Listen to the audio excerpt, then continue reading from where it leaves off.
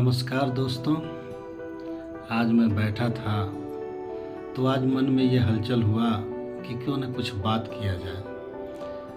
अच्छे अध्यापक की क्वालिटी क्या है और एक अच्छा अध्यापक कैसे बना जा सकता है। भारत में अध्यापक की जितनी गरिमा है, जितनी महत्ता है, शायद किसी देश में नहीं है। तो उस गरिमा को बनाए रखने के लिए हमें क्या करना चाहिए, क्या नहीं करना चाहिए, विद्यार्थियों का सहयोग या विद्यार्थियों के साथ असहयोग या सहयोग की भावना हमारी कैसी होनी चाहिए, थोड़ा इस पे आज हम लोग चर्चा करेंगे। मैं शुरू करता हूँ। आप लोगों ने सुना होगा महाभारत की कथा। महाभारत की कथा में कौरव और पांडव आमने सामने थे। कौरवों की सेना में हमने देखा या हमने सुना कि भारत के सबसे बड़े प्रोफेसर या शिक्षक द्रोणाचार्य उस सेना में थे।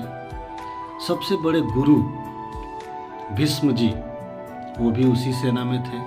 सबसे बड़ा महादानी कर्ण भी उसी सेना में था। ऐसे कई धुरंधर थे जो कि कौरवों की सेना को शोभित कर रहे थे। लेकिन पांडवों की सेना में 5 के अलावा एक और ऐसा व्यक्ति था जो महनीय कोच था या श्रेष्ठ शिक्षक, स्ट्रेटजी बनाने वाला एक आदमी था जिसका नाम था कृष्ण। कृष्ण जी ऐसे शिक्षक थे या ऐसे स्ट्रेटजी बनाने वाले थे कि सारे कौरवों के धुरंधर धरे के धरे रह गए। यानी कि शिक्षक के पास ऐसी युक्तियां हैं, ऐसे तरीके हैं जिसके द्वारा वह किसी भी समस्या का समाधान कर सकता है। मित्रों, कृष्ण तो कृष्ण थे और कृष्ण की तरह बनना हमारा उद्देश्य हो सकता है। कितनी सरलता के साथ समस्याओं का समाधान करना और समस्याओं से निपटना, उनका तोड़, अपनी युक्तियों का, अपने तरीकों का प्रयोग करना कृष्ण से सीखा जा सकता है। लेकिन इस समय की सबसे बड़ी छात्रों की समस्या है अक्रेसिया, यानी आत्मविश्वास का कम होना। दिन प्रतिदिन छात्र का आत्मविश्वास का लेवल डाउन हो रहा है। यानी कि अक्रेसिया से पीड़ित छात्र के आत्मविश्वास को जगाना शिक्षक की सबसे बड़ी और महती भूमिका होनी चाहिए कि विद्यार्थी के अंदर इतना आत्मविश्वास पैदा किया जाए, जो हताशा उत्पन्न हो रही है, जो निराशा उत्पन्न हो रही है, उसको दूर करके उनके अंदर आत्मविश्वास जगाना अध्यापक का एक महत्वपूर्ण कार्य है, जिससे हमें बचना नहीं है, जिसे हमें सकारात्मक रूप में स्वीकार करना है और विद्यार्थी के साथ मित्रवत व्यवहार करना और प्रेम के साथ उनसे बात करना, क्योंकि वाणी में इतना दम है कि हम किसी भी समस्या का समाधान निकाल सकते हैं। एक अध्यापक अपने ज्ञान का जब दंभ करने लगता है तो समस्याएं उत्पन्न होने लगती हैं, क्योंकि हम अपने आप में परिपूर्ण नहीं हैं।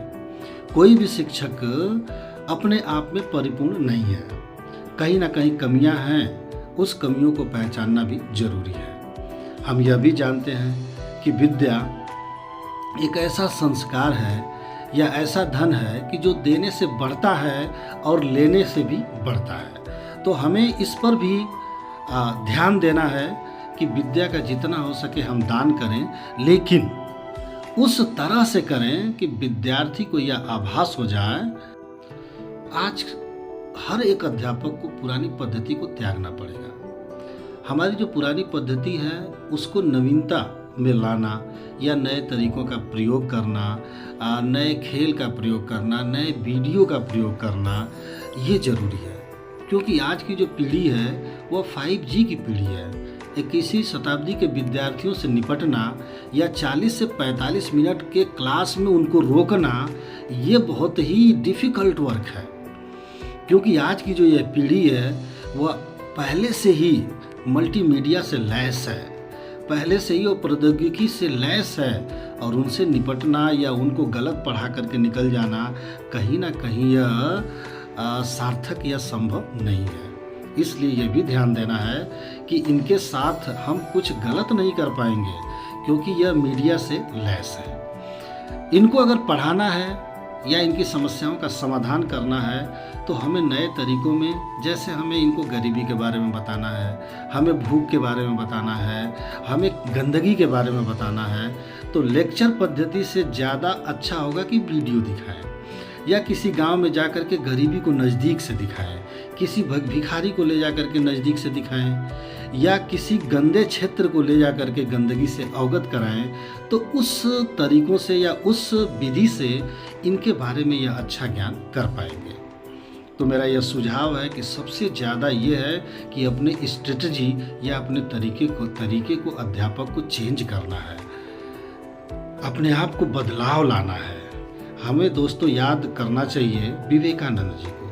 विवेकानंद जी कोलकाता में कालाबाड़ी में अध्यापन का काम करते थे, लेकिन प्रबंधक ने इस वजह से उनको निकाल दिया कि उनके पढ़ाने का तरीका अच्छा नहीं था।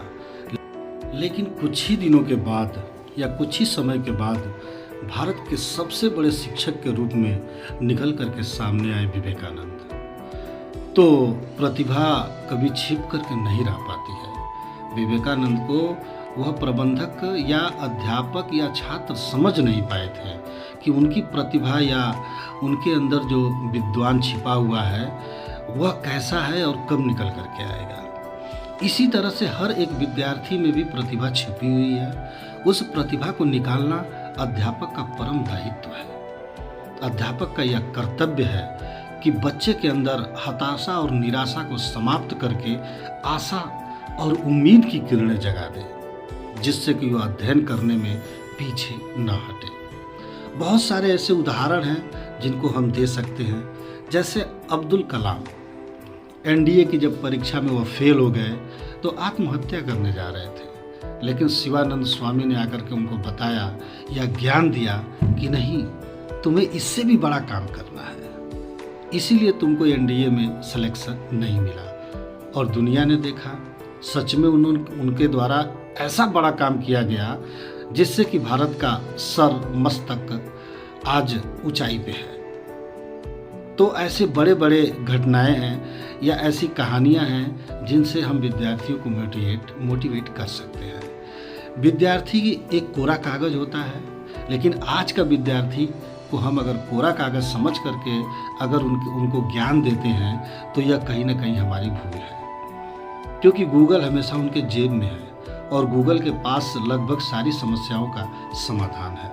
वो हमारे ज्ञान से ज़्यादा गूगल पे विश्वास करते हैं। जब हम किसी चीज़ को बताते हैं तो वह तुरंत गूगल करके देखते हैं कि नहीं, टीचर ने सही बताया या गलत बताया। एक अच्छा अध्यापक हर चुनौती को स्वीकार करता है और अवसर में बदलने का भी प्रयास करता है। हर एक अवसर को विद्यार्थियों के अनुकूल बनाना, उनकी समस्याओं को तुच्छ बना देना, उनकी समस्याओं पर बात करना, प्रश्न पूछने के लिए प्रेरित करना, कभी भी प्रश्न पूछने पर गुस्सा न करना, स्वीकार कर लेना, यह एक अध्यापक का परम गुण है। प्रश्न पूछने के बाद विद्यार्थी को हतोत्साहित नहीं करना है, उत्साहित करना है कि उनके अंदर प्रश्न पूछने के लिए डर न रहे, बिना डर के वह दोबारा हमसे प्रश्न कर पाएं।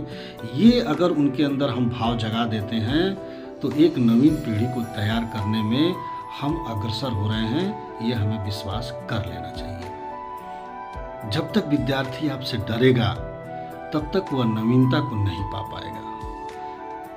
आज की पीढ़ी, सच्चाई है कि इलेक्ट्रॉनिक मीडिया से लैस है, वो अच्छा खासा उपयोग करती है, लेकिन हम उस धरातल को नहीं हटा सकते हैं जिससे कि एक नवीन विद्यार्थी तैयार किया जा सकता है। इलेक्ट्रॉनिक मीडिया या इलेक्ट्रॉनिक चीज़ों से विद्यार्थी को तैयार करना और एक कक्षा में विद्यार्थी को गढ़ना, यह बड़ी बात है और यह काम केवल अध्यापक कर सकता है, दूसरे के बस की बात नहीं है।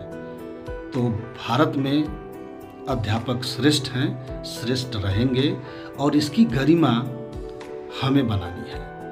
एक अध्यापक को अपनी गरिमा को बनाना और बना करके रखना, यह हमारा दायित्व और जिम्मेदारी है। मित्रों, विद्यार्थियों को अपना बेटा समझना या अपना मित्र समझना और उन्हें अध्ययन कराना जरूरी है। विद्यार्थियों को पुरानी सोच से निकालना, पुरानी पद्धति से निकालना, ये भी एक अध्यापक का कर्तव्य है। गाय दूध देती है, नहीं, गाय से दूध निकालना पड़ता है। कुछ पाने के लिए कुछ खोना पड़ता है, नहीं, कुछ पाने के लिए कुछ करना पड़ता है। डर के आगे जीत है, नहीं, डर के आगे दर्द है।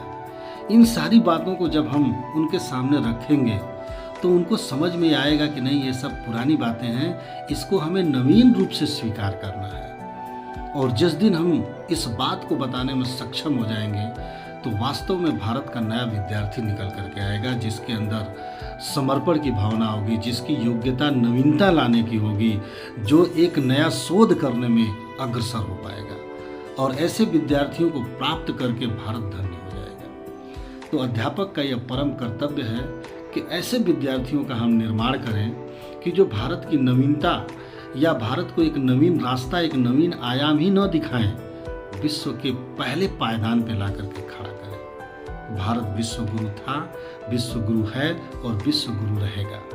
इस परंपरा को कायम रखने में अध्यापक और विद्यार्थी की महती भूमिका है, जिसमें सबसे ज़्यादा भूमिका एक अध्यापक की है। अध्यापक को अपने विद्यार्थी को समझना, मित्रवत व्यवहार करना, उसके समस्याओं का समाधान करना और यह एहसास दिलाना कि समस्याएं बड़ी नहीं हैं, समस्याएं आपके आगे बिल्कुल छोटी हैं। तो आज के लिए इतना ही मित्रों। सुझाव आमंत्रित है। आप मेरे वीडियो को देखिए, इसको लाइक करिए, सब्सक्राइब करिए। अगर कोई सुझाव है तो ज़रूर भेजिए। धन्यवाद, बहुत बहुत आभार।